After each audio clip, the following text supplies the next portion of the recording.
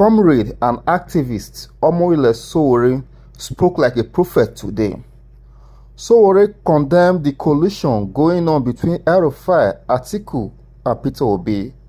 He noted that the collusion will not work, that the coalition is the coalition of evil. He also went on to note that Tinubu will win 2027 election without much hassle owing to the way things are going in the political system today. Listen to Sowore's position as to the coalition going on between various parties across the nation and why he insisted that Tinubu will effortlessly win the 2027 general election. Amaewhule Sowore, welcome to the program, sir. Thanks for bringing me. Good evening. Yes, we're talking about this coalition. It's dominated talking points in the country. You know, everyone have seen Atiku Abubakar, El-Rufai, some people even say Peter Obi, maybe Kwankwaso and all of that. Where is Amaewhule Sowore in this equation? I'm not part of the equation because this is not an equation. I am a person who doesn't believe in coalitions, that is here to strengthen an existing coalition. And the APC itself was a coalition in 2013, 2014. And the guys who are forming this coalition were the people that formed the APC. So I do not believe that they are planning to unseat President Tinubu. So what could they be planning to do? They are planning to help him win the next election. Oh, really? By forming a coalition that would give the impression to Nigerian people that this is a real coalition, so that Nigerians will not form their own coalition of the oppressed. There is no way anybody in this coalition can defeat Tinubu. It's the people of Nigeria forming a coalition of the oppressed that can defeat him in 2019. These are his friends. These are his advisors. These are people that they meet every day. They are co-friends, co-travelers who know that this will not go too far. But they want to create an impression. This is actually a team that is out to negotiate for recognition and probably get closer to power, not interested in defeating him. They want to defeat him. They will not have some of the characters that you see there in this coalition. People like Nasir El-Rufai, no credibility, because he was the one who buried 300 Shiites overnight. People of Southern Kaduna know what he did to them. You know how he was talking about body bags. Atiku himself, who was a member of, I think, ACN at a point. Yeah. He was a member of PDP. He was a member of APC. They formed APC together. So these guys are not a coalition that is going to defeat anybody. I am saying it here that we need a coalition of the oppressed to defeat all of them together, including Tinubu, in the next election. So, but not these people. Yes, you know, you are one politician that has remained consistent since forming your party, the African Action Alliance. African Action Congress, yes. AAC, yes. Yeah, in 2018. Yes. And you're talking about a coalition of the oppressed. What's your effort in that regard, since you say, or you have discredited this coalition of Atiku, El-Rufai, and their likes? Before I answer that question, let me tell you, we got here through all this kind of marauding coalition. In fact, in 1999, the first civilian political party that brought us there was the PDP. It was a coalition. In fact, it was such a coalition that they all claimed in the coalition that they were unwilling. It was a coalition of the willing. They said, Obasanjo said, you know, I'm not interested in the presidency. It was all a lie. But when that coalition was to be defeated, some people left PDP. They called them New PDP. Yeah. They joined those people who were in CPC, joined the guys from ACN, which was the Tinubu's wing, and they formed the APC. So where are they going to come from with new ideas, with new integrity, with honesty, to defeat the man that they have always been friends with? You know what they used to call association of friends in Lagos in those days. All paso, you know, that's what these people are. But to now answer your question, see, there's hunger in the land. Everybody is upset that they are suffering. And coalescing together means that we bond together and fight for our lives. and create a new movement. When I say a new movement, as if a movement didn't exist before. But the movement cannot do business the way it used to be done before. It's only crazy people that do that. You know, you keep repeating the same style. So these guys, at best, can only become the new set of oppressors. Let's assume that they are serious. They are going to come in and continue where these other persons stopped. But I know them very well. At least I'm knowledgeable enough, having run for presidency twice. Yeah. I know these characters that you are seeing on the screen now very well. There's no one of them that is seriously interested in any progress for Nigeria. They can only come and replace, you know, the tires of the old vehicle. Not even replace the tires. They'll probably just replace the air and the tires. Nothing new, no new ideas, no ideology. These are groups of people that are carpetbaggers, gerrymanderers, people who go to bed in PDP uniform. By the time they wake up, they're APC. Some of these people you are saying, you can quote me, in another 1 year, half of them would have joined the APC. We were saying it in 2023 that the Labour Party was an Airbnb. You know what Airbnb is? Yeah. It's a short rental. Everybody was abusing it, especially the people who call themselves obedience. The Labour Party is the biggest, the revolutionary party. They even compare their candidate to Nelson Mandela. Where are the Labour Party people today? They have all gone back to the APC. Or, at best, they are preparing the apartment for new occupants. Yes, and you know, the road that's the path of Nigeria's political journey is dangerous, rough, and lonely. At least you could make do with some company. You're not considering any form of coalition. Maybe not with these ones. No, the coalition I've expressed to you. The last election had how many voters? Maybe 25 million. So you still have at least 30 million people who did not participate in the election. Let's assume half of them participate in the next election as fresh, you know, voters with new ideas, new ideology. They will defeat all these people because the winner of the last election, or selection, as I like to call it, only got about 9 million votes, right? The runner-up was like 8 million. So anybody with 10 million votes and above in the next election will defeat this guy. So we just need 50 million people who can wake up, decide that enough is enough. We don't want the old order, the old guards. We want to change everything. And the coalition that you are looking for is there. It is not coalitions that win election or votes. It's people individually that take their time. Of course, coalitions can help you coalesce, bring them together, mobilize them, energize them, or as we say, ginger them. But they don't. That's not what's going to win. People say have to go out on election day individually and vote. They are not going to vote for their coalition. They are going to vote for political parties and candidates. You know, and that seems to be the problem. We see the momentum ahead of the election. We see sensitization all around. We see different movements. Like you said, the obedient movement. Yours is a take it back movement. There is the Baptists, the ones that call themselves the articulated movement and all of that. But on election day, a lot of these people, more than 50% of them, do not come out to vote. You know why? What really is the problem? And we beginning to see a decline in the number of people that turn out on election day. Because it's a function of confidence in the electoral process, especially the umpires. What we must all agree is that we're no longer holding elections in this country anymore. Subsequent elections since 1919 have just... I'm not in any way saying that any election was good. Probably the only election I can, you know, stick out my neck for a little bit. It was 1993 June 12th election that was free and fair and happened across the country peacefully. It was credible. The only place where June 12th election they happened was Ogoniland.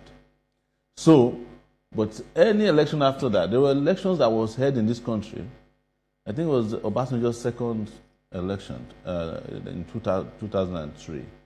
There were no serial numbers for the ballot papers. They forgot to put it. And when they went to court, they said, you don't need serial. No, how do you then count? So then now, we're no longer doing election. We are doing selection. INEC will just allocate votes, and we'll select, and then they announce to you. And when you want to cry out, they say, go to court. And of course, they know that they own the courts. But maybe if people turn out, it would also be difficult for those. That is the coalition that we are talking about, that people have to overwhelm them. On that, it has to be shock and awe. But that also must happen before election. You cannot go into any election in Nigeria of today with the structures in place, the electoral processes in place, with the thugs, the security agencies all over the country, and win against established system order. You can't defeat the APC on their own terms, on their turfs. But it's the impossible. APC defeated the PDP. Because why? The PDP had split into two at that point. I told you, APC was formed by PDP, CPC, ACN. It wasn't a coalition that was here to save Nigeria. It was a coalition that wanted to take over power from people they disagree with. And that's why we're in this mess today. But I'm saying anything that is going to do this must have something that's fresh. The agenda must be different. We must be aggressive, but we must demand, make sure that we have a clean slate before we. But if you are going to go into this election, I'll give you an example. Tinubu just appointed 11 Supreme Court justices since he came. We only need 7 of them to decide on election matters. But if the battle that needs to be fought, and I'm saying it, is fought properly, and the elections are held properly the way they hold even in India, where there are 1.7 billion people, Brazil, nobody might need to go to court because it will be so transparent. If you lose, you will accept. If you win, you will be congratulated. So over time, you've not seen any significant improvement in the electoral process? I have only seen and noted significant decline in the electoral process in terms of integrity, in terms of commitment, focus, transparency, and credibility. Those things are not present anymore. And you see them even when the tribunals are convening, even though if you go to tribunal, you already know the outcome. But even some of the activities you see in the tribunal, you see clearly they will be overvoting and the judges will say it's not a problem. You see clearly situation where there were no votes and you see numbers and they will say it's not a problem. Look at all the off-season election up to Edo State.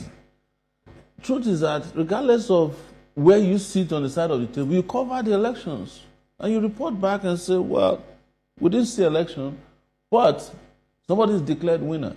And before you could say Jack Robinson, he has a certificate of return that's grinning from ear to ear. And then you are going to go to the tribunal with the person who is already in possession of the state's purse, treasury. He can afford to pay whomever he wants. You who probably won and was declared loser, we have to go and borrow money to fight at the tribunal. It's just, those are not elections. But what I'm saying is that look at our electoral process, what it has become. It's no longer election. I'm reiterating that it has become selection. And if Nigerians go blinded or blindfolded into another election, you will get another selection. They would have. In fact, I can tell you that the person who is going to win the election in 20 probably has been decided. And we're all just. How could that be? You know now, it's your man. Who's my man? The Tinubu. They probably decided it already. Well, let's move on now. You see, you talked about the election which you think was the most credible ever in Nigeria's history, which is that of 1993, and the Social Democratic Party, SDP, won that election. But now we're seeing SDP, let me call it a resurgence of the SDP now. They appear to be the beautiful bride. We have seen El-Rufai move into the SDP. Hamza Al-Mustafa also now in the SDP. It appears as if more politicians will cross to the SDP. This resurgence of the SDP, could it be deja vu, winning in 1993, and who knows, they might just get lucky again in 2027 with the new entrants they're having? The people who are going to SDP, it's the same SDP, Abiola, on whose platform Abiola won that election. Do you know that there's a biological terminology known as mutation when a living organism starts out as a worm and then over time it becomes a snake? It's called mutation. The SDP wasn't even a party that I could say like I'm proud of, because it was created by Babangida in his a little to the left, a little to the right, created SDP and the National Republican Convention as the NRC.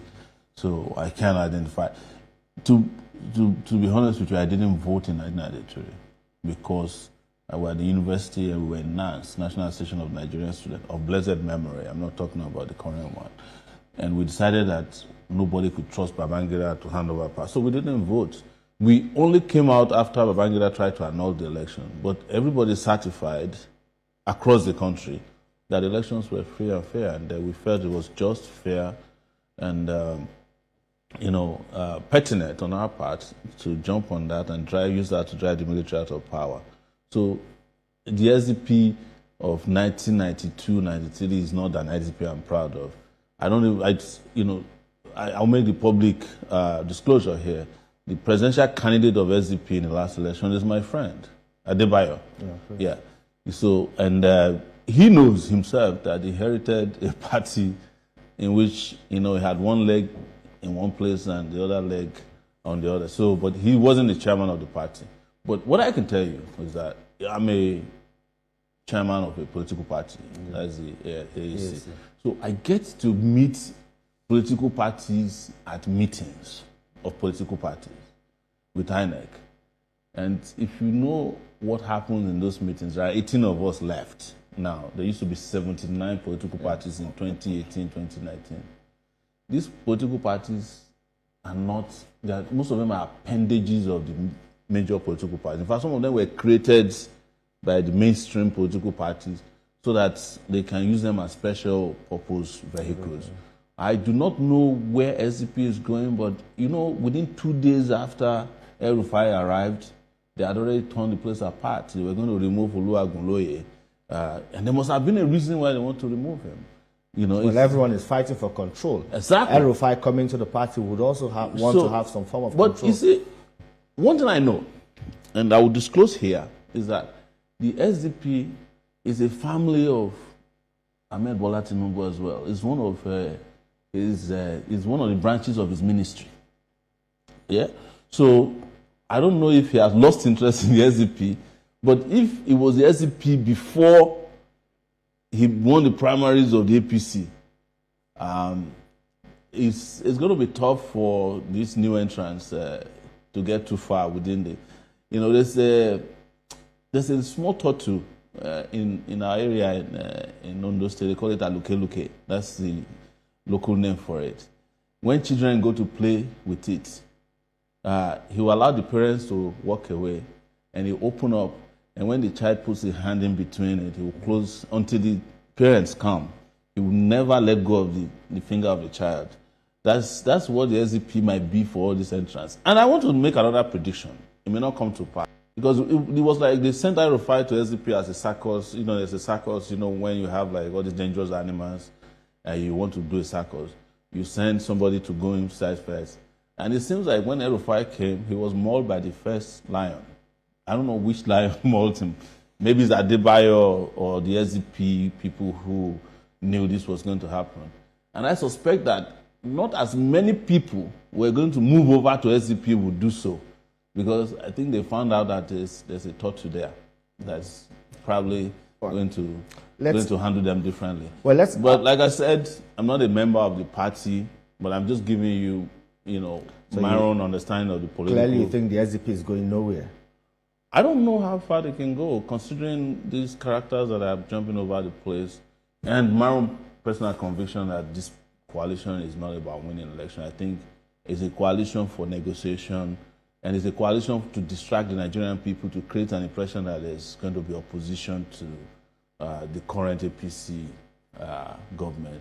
Whereas these are APC operatives. Well, I think most of them. Let's move on. I would like to hear your view on. Yes. I know you have spoken very much extensively about the recent proclamation of a state of emergency declared by President Bola Tinubu, and also suspending Governor Siminalayi Fubara, that's the executive now, and the State House of Assembly.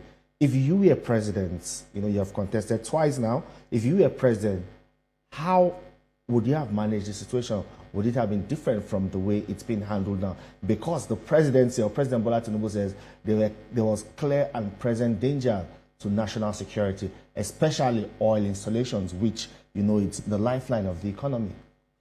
When the Speaker of Lagos came back from abroad after he was removed and went and broke into the State Assembly, Why didn't the president declare a state of emergency in Lagos? But the scenario, they're not. How's it different? Was that not a threat to similar. security in their almighty Lagos, where No, they we're want talking peace all about the blowing time? up oil pipelines. Who told you? Who was found to have blown up the pipeline? Security reports. Which security report? Can we see it? Well, these are classified, and you know. No, they are not supposed to be classified because transparently the public should know. But I'll come to it. There's no way I will be president of Nigeria and I'll be declaring a state of emergency What would you have done? so as to cede a state to a special interest, a minister in my government. I would have fired the minister.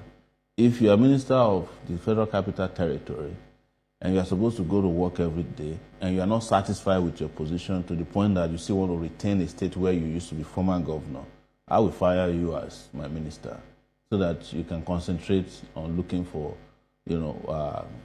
was crumbs.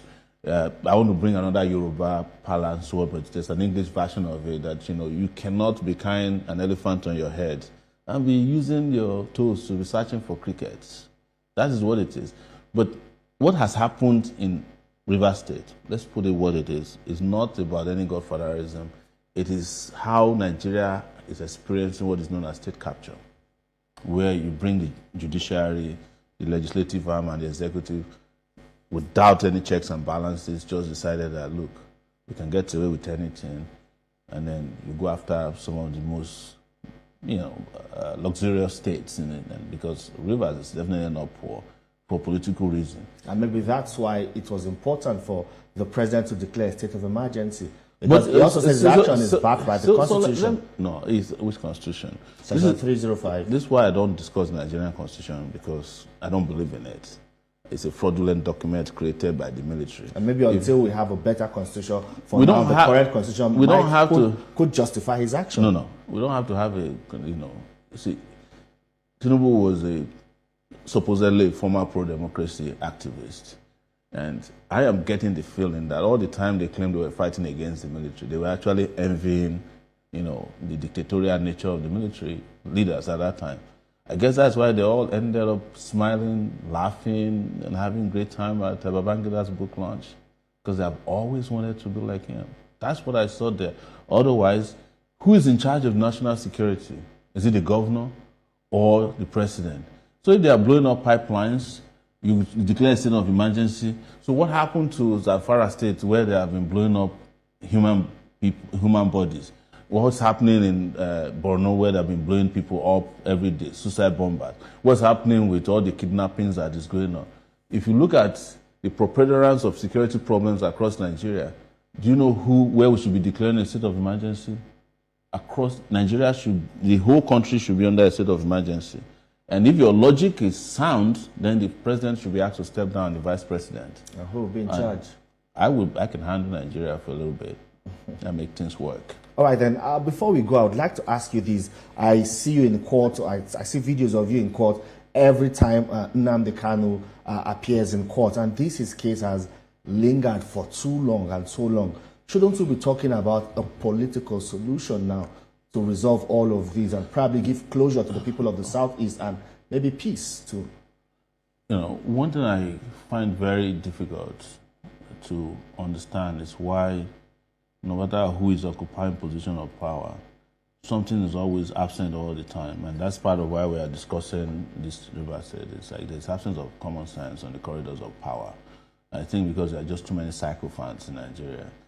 The Kanu situation didn't need to last one day longer than the day Buhari left.